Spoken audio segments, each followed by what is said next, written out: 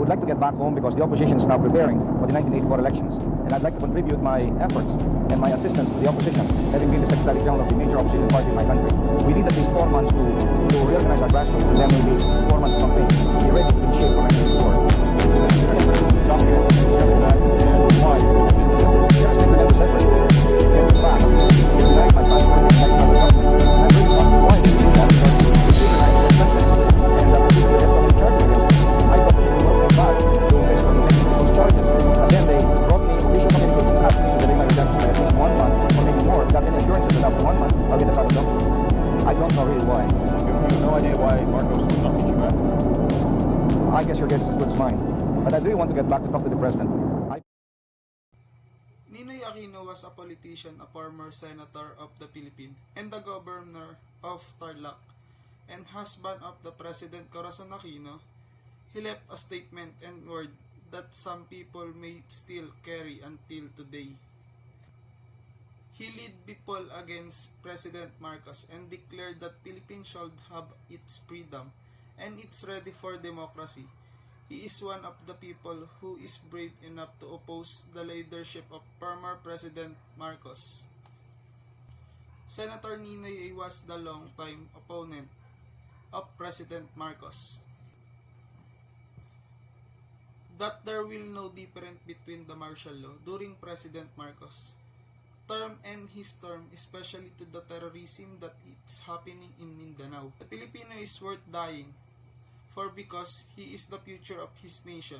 The Filipino is worth fighting for, dying for the living, for we carry the potential to bring about lasting transformation in our society.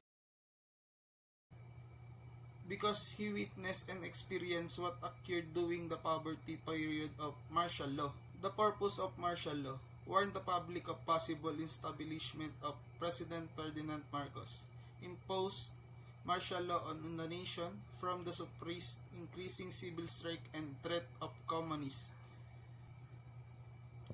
The Filipino suffering the endless anxiety or even dying and sacrifice.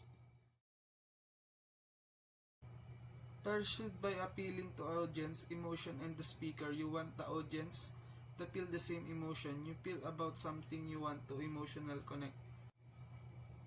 Tangible comparison, and especially useful because it's extremely difficult to argue with the sound logic.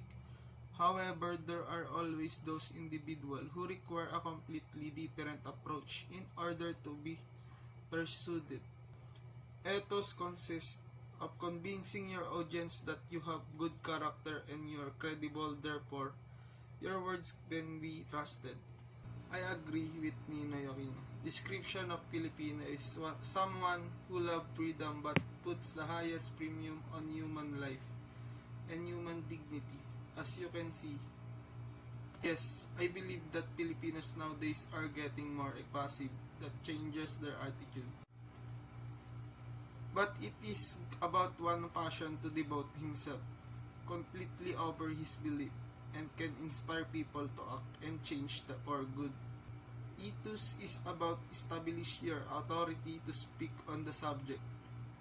Logos is your logical argument for your point, and pathos is your attempt to sway audience emotionally. Because of freedom of speaking, the effect of the lack of confidence. The sample way to end the speech, finish delivering the content. Freedom something worth of dying. For well, that depend on what you prioritize. Or if you think that living a change prisoner life is worthless and your freedom is one of most important to you, then you may happily die for free.